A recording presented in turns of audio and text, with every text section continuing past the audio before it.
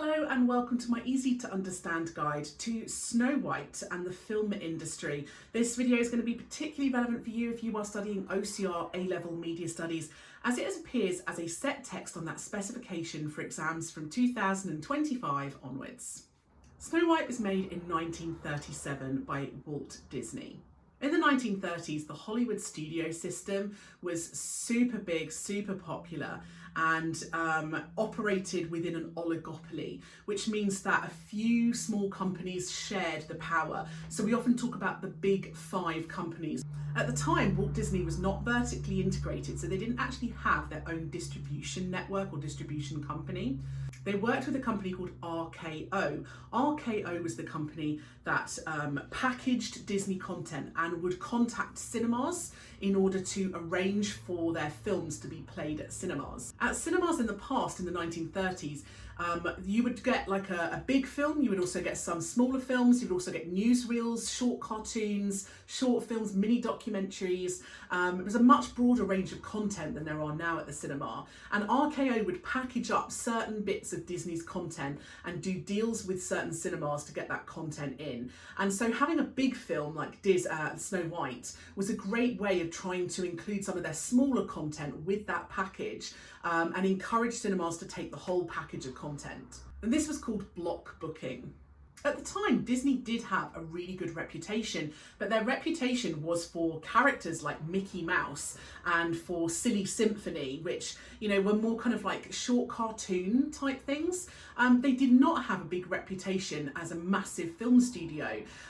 So it was something that was relatively new to them. So when RKO made deals with cinemas, they would package up some of the more popular content like the Mickey Mouse short films and cartoons, and then they put Snow White with that and did a like kind of block booking deal with cinemas. And so they're using their more popular products to help bring in and market their newer products that were more unusual, which was the feature-length film. Of course, Disney did try to reduce some of the risk of making the first ever feature-length animated movie. He chose a character that some audiences would have been familiar with from the original story by the Grimm brothers. Grimm's fairy tales had a story of Snow White and in fact had already been adapted into a silent movie several years earlier, and Disney had seen this and wanted to make his own animated version.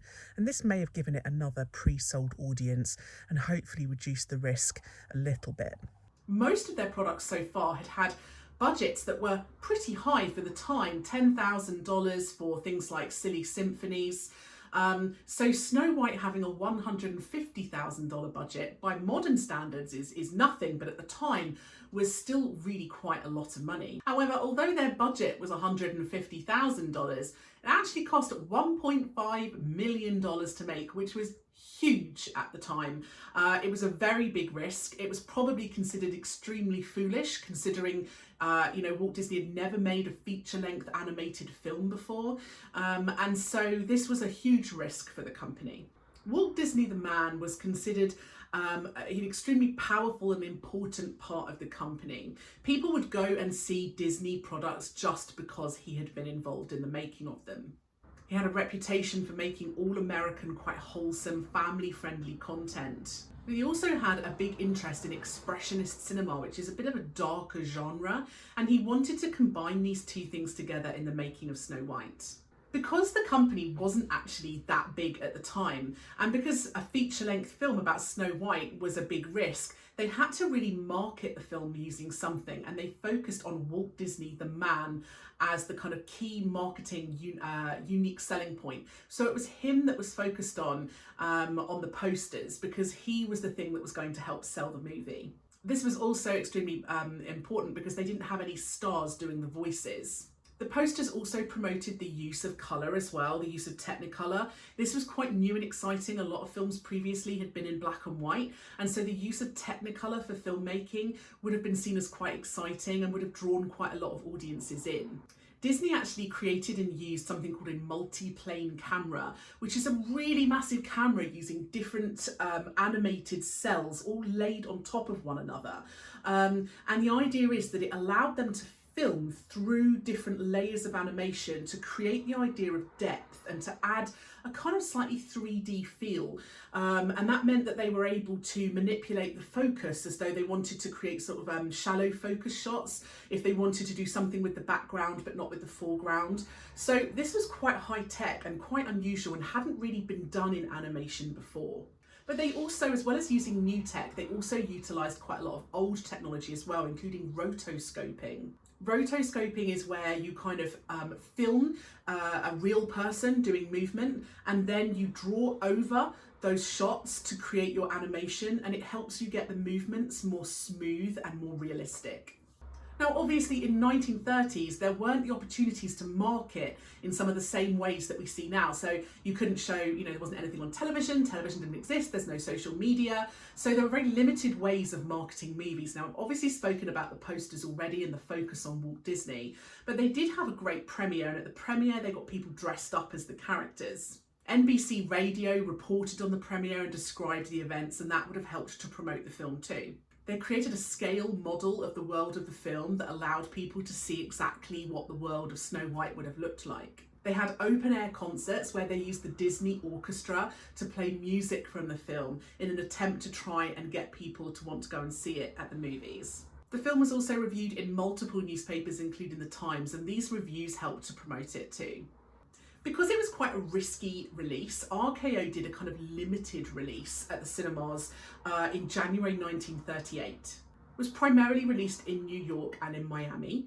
And then once they realised it was actually done quite well at the cinemas, they broadened the release and released it in further cinemas. This included releasing widespread across America, also releasing in the UK, and actually in a variety of other countries. And in total, there were 7 foreign language versions of the film. And at the time, there wasn't a huge amount of competition. Now we talk about films where they're only at the cinema for a couple of weeks and then something else comes out, because there were a lot of film companies making a lot of films now, whereas at the time there wasn't a huge amount of competition.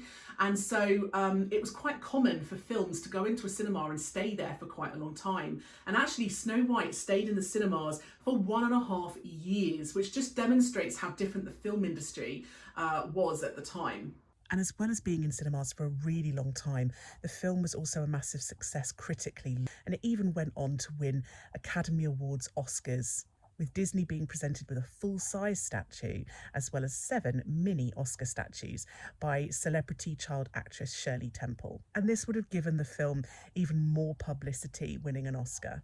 At the time, in the UK, the BBFC only had 2 certificates available for a film, either U for Universal or A for Adult. And that didn't mean it had to be a really graphic movie, it just meant that if you were going to give it an A for Adult, it meant that it was more suitable for a mature audience. They actually gave the film an A even after Walt Disney cut certain scenes from the movie, because they felt that some parts of the film were quite dark and scary for little children. When it was re-released later in the 1960s, it got a U certificate, and it's been a U certificate ever since. In the film industry, there was also something called the Hays Code in place at the time, and that was a kind of laws and legislations that governed the film industry, and it was quite strict, and there were quite a lot of rules about what you could and couldn't do, particularly with regards to things like gender, race, homophobia. It was very, very strict and old-fashioned, and actually the rules that they had governing the film industry were quite racist and homophobic as well. So of course Disney stuck to these rules and regulations, as did all the other companies at the time. And of course since then it's become known as one of Disney's standout original movies. It was super popular and has remained a kind of classic Disney film that has been later sold on things like DVD and Blu-ray and is now available to watch on Disney+. So it just goes to show to you how modern technology is being used for new audiences to perhaps access old products that they might not have seen before. So that was my easy to understand guide to Snow White and the film industry. Don't forget to check out my channel for other videos that might be relevant for you. And if you have got a video you would like that I don't already have, leave a little comment below and I'll see what I can do.